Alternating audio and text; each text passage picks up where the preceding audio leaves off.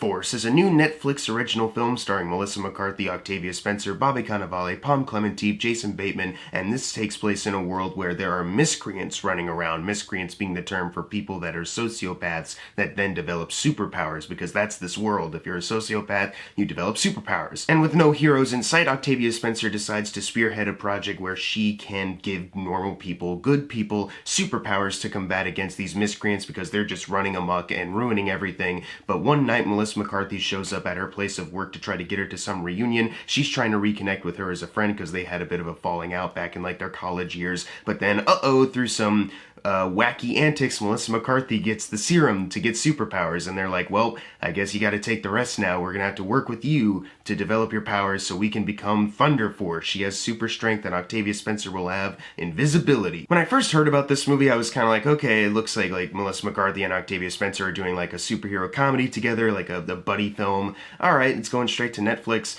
Alright, as long as it's not directed and written by Melissa McCarthy's husband, Ben Falcone, then I think we're in the clear. I don't think he is, because this is a bigger budget movie. Clearly this is somebody else. And then I looked it up on IMDb, and lo and behold, there was his name. Directed and written by Ben Falcone. So we're only getting the best of the best. The director and writer of Tammy, The Boss, Life of the Party, and Superintelligence, which last year was on my worst of the year list. He skipped streaming services. He went from HBO Max to Netflix, which I guess is a glow up, maybe?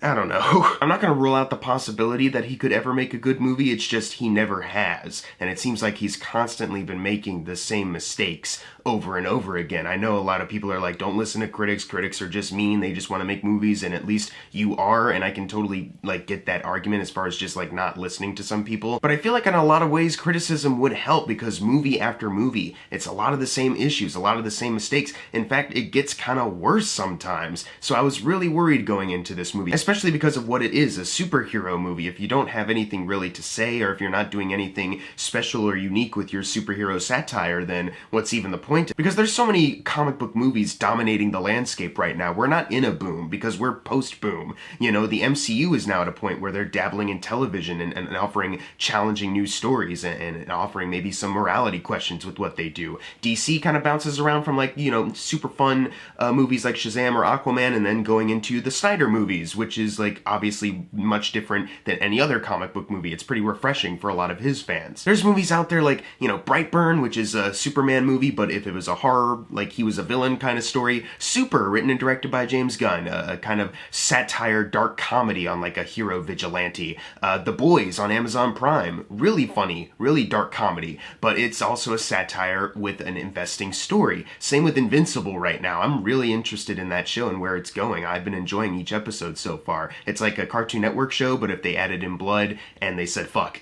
But then going on the opposite spectrum of that, where those are a little more R-rated leaning, this one specifically for kids, the Lego Batman movie. It's a satire on Batman, while also offering up an interesting new take on the character and maybe gaining some insight for a lot of people. That's really cool. They made a really good movie out of that, really hysterical movie. This movie feels kind of out of place as far as like the current landscape of things. It feels like a movie that would have been released a while back, with other movies like The Specials, directed by Craig Mazin, who did Chernobyl, which is written by James Gunn. That was kind of an attempt to, you know, show superheroes in their off time, make a comedy, a drama out of that, from what I heard. Never saw it. But also there's another movie called Mystery Men, which is actually based off of a comic book series, but it stars more comedic actors that you wouldn't see in comic book movies today, pretty much trying to make a comedy, and I think they succeeded in that. Thunder Force is a lot of the same. It's just another Ben Falcone, Melissa McCarthy comedy. They just decided, let's just do superheroes. You know, people, whenever they make comedies about superheroes, they try to offer up something to say, something interesting to do with it, because there's just so much competition. They always try to angle in something different. With this, it's just, what if we had Melissa McCarthy falling all over the place, and that's all they did? They had nothing else to say, nothing else to do. It's so lazy. This is such a lazy movie. I did not like this at all. Melissa McCarthy is trying her best to ad-lib as much as possible, but it's awful. I'm sorry. Her husband needs to know when to say cut, or when to say like, hey, that's not very funny. Can we actually write something for you to say now? Can we get someone who's actually funny involved in the project to help punch up our comedic dialogue? Anything. Because Melissa McCarthy just keeps going with these unfunny ad-libs, and they keep going. There's constant moments for me where I was was looking at the screen going, cut, cut, cut, and they never do. Her character was obnoxious, and even the way she gets her superpowers, it's like, man, you were told not to touch anything, not to do anything, you just did the opposite. Just because you're dumb, not because you didn't hear, or maybe you weren't told this information and you're just kind of curious, poking at stuff. Like, you were specifically told don't touch anything. And I get it, like, she's drunk, but I think even a drunk person would be like, okay, I'll stay away from there, I'll touch everything else out here or something. She's just dumb. The character is dumb, and I don't care for her. I don't know why I'm supposed to care for a really dumb person. And then on the opposite end of that spectrum, you have Octavia Spencer, who, I may be wrong about this, but it seems like she had no idea how to ad-lib. It seemed like she had no idea how to work off of Melissa McCarthy. There's plenty of moments where it feels like she was trying to ad-lib, but all she can think of is just going like, ooh, like having like shocked expressions and not really knowing how to react to Melissa McCarthy. That's an ad-lib to her, it seemed like, because there's just so many moments where she's just very stiff. She's very straight to the point as far as her character goes, but in a way that's kind of boring. It seems like she was just constantly waiting on somewhere else to be. She's like, well, I gotta go in 30 minutes, but I guess I'll say these lines. I can't believe you took the serum that I've been working on for like over 20 years. And that's like her exact line delivery. There's so many moments where I was like, you need to hone in on the urgency or like the upset feeling you have in your gut. I know it's in there for the character, and instead it's just like, oh, well, that's kind of a bummer, I guess. It's not like it's my life's work or anything. Oh well, let's move on with the movie. And it's like, no, you're missing out on actually fleshing out these characters and having proper performances for them. This comedic duo is falling flat because you have one person who feels like they don't know what they're doing, they don't want to be there, and then you have somebody else who's overcompensating, it feels like, just constantly saying stuff, and it's like, this isn't working. Even like Octavia Spencer's daughter doesn't really have much. She's like the best performer, I guess, out of the Thunder Force squad, I guess. But even then, it's like her character is just, I'm a kid. I'm really smart, and I play Fortnite with Melissa McCarthy. A laggy Fortnite, I must say. They had like the worst internet connection, I guess, at this super high-tech facility. Their character's only concern is Melissa McCarthy, and Melissa McCarthy's only concern is Octavia Spencer. Like, just this basic idea of like, well, we need to be friends. That's like their only concern as far as like character arcs go. Everything else that they could have gone for, or maybe they didn't notice they had, it just falls by the wayside as wasted potential. Because I'm gonna be honest with you guys, when the movie started off, I was like, okay, it's not a bad setup. You have friends who, you know, different life paths, different lifestyles, they split up, and now they're reuniting, they have superpowers, they need to find a way to actually work together, but also resolve some of their differences, and also maybe become better people themselves. I get that. There's clearly some things going on here with both characters that maybe they should address, maybe they should really go into. It could actually be like an emotional thing if they really hone in on the emotion, the human aspect of it. So when it started off, I was like, okay, this isn't that bad of a start. But then as the movie kept going, I was like, you just missed an opportunity right there. You just missed an opportunity to tell a good joke. It seems like maybe they knew. Maybe there's several parts where they were like, oh, maybe we should do something with this. Nah, what we got is good. And then they just moved on. It's so frustrating because also the world itself is dumb. The premise of the sociopaths only get superpowers and they've been running amok for like 30 years. We need to save the city. We need to do something. And I was just thinking like, you know, like there's a character named Laser played by Pom Clementine.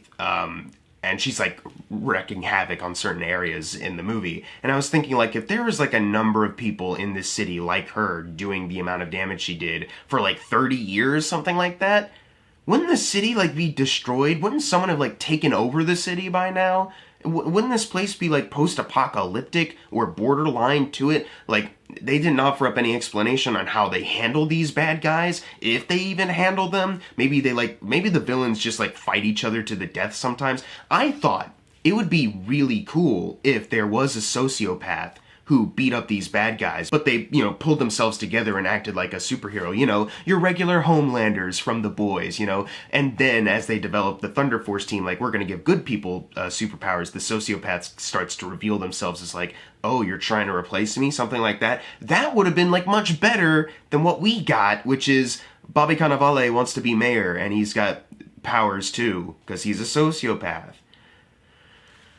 And he wants to be elected mayor. Isn't that more interesting? Speaking of Bobby Cannavale, like, they try to give him, like, a bit of a personality of, like, he keeps killing henchmen.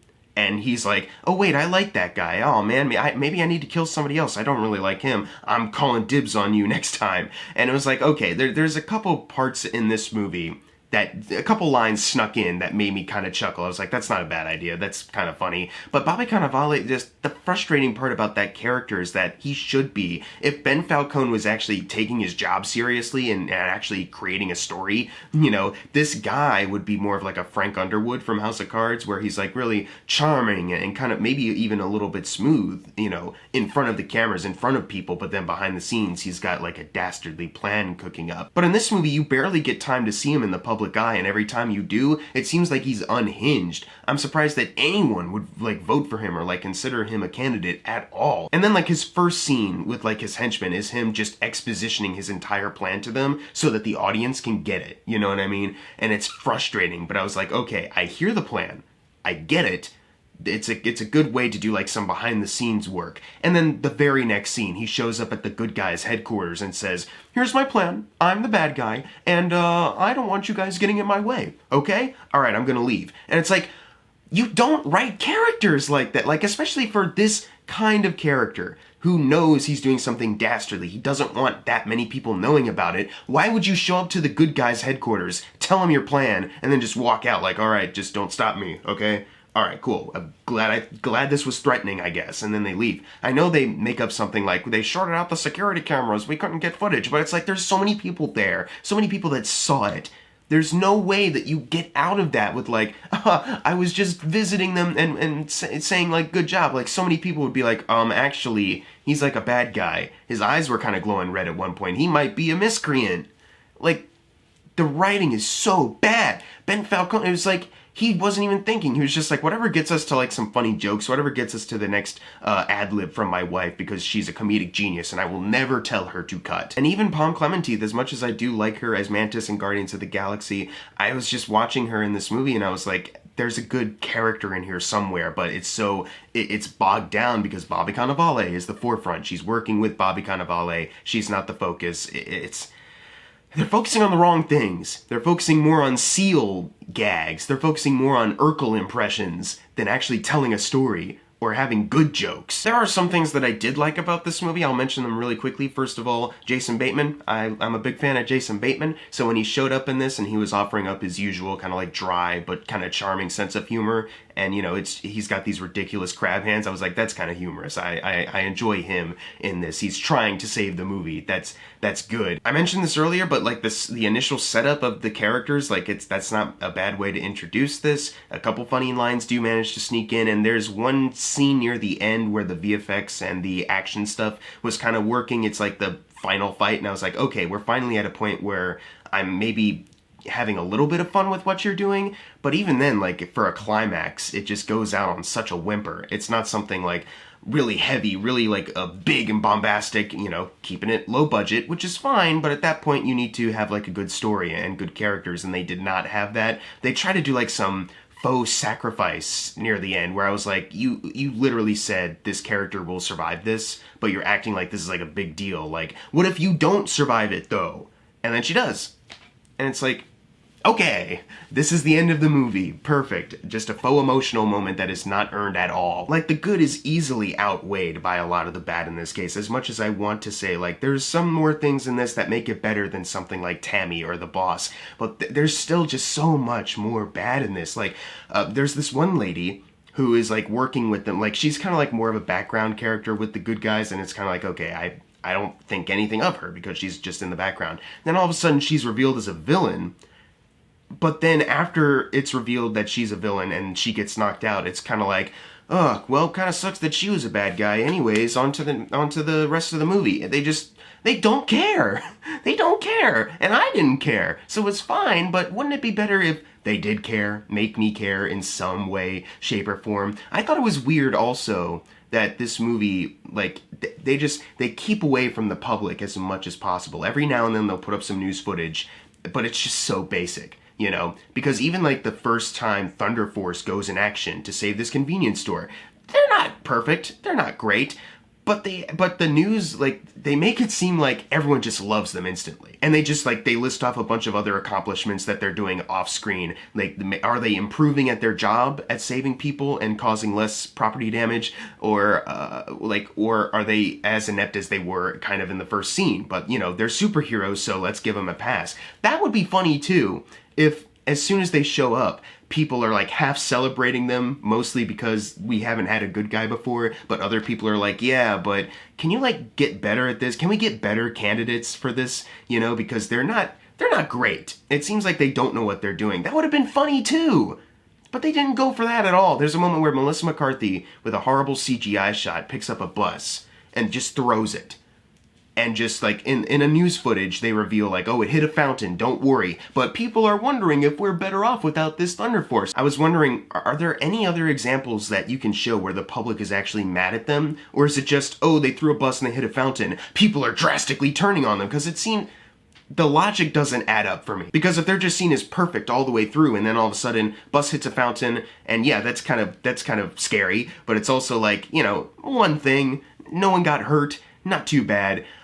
Now we don't know how to feel about Thunder Force, only for like the end of the movie, just completely ignore what that just set up and just everyone loves them again. Thunder Force, Thunder Force. And it's like, they don't know what they're doing. They had no idea what they were doing in this movie. I'm sure of it. A lot of the action scenes earlier on in the movie, you can tell are just, like, you can see the staging. You can feel how kind of cheap they are. But I think the thing that perfectly kind of sums up my experience with this movie is the opening of the film.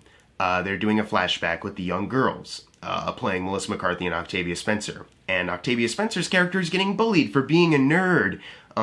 Melissa McCarthy walks up to defend her, punches the boy in the face, and what do we hear? We hear that stock sound effect of someone going like, like, you know, that one that you normally hear. Here, let me pull it up. This is the one I'm talking about. They play this exact stock sound effect. Keep in mind that this is a scene that's not like a large auditorium. The sound effect wasn't like muted down so that you could barely kind of notice, but it adds to like the ambiance or anything. It's like outside. There's like 6 kids that are actually watching and paying attention, and you as an audience member are expected to go, "Oh, I buy that," when you hear that sound effect. I don't know. That might not be an issue for anyone else, but when I heard that in the beginning of the movie, I was like, "Oh, this is gonna be bad."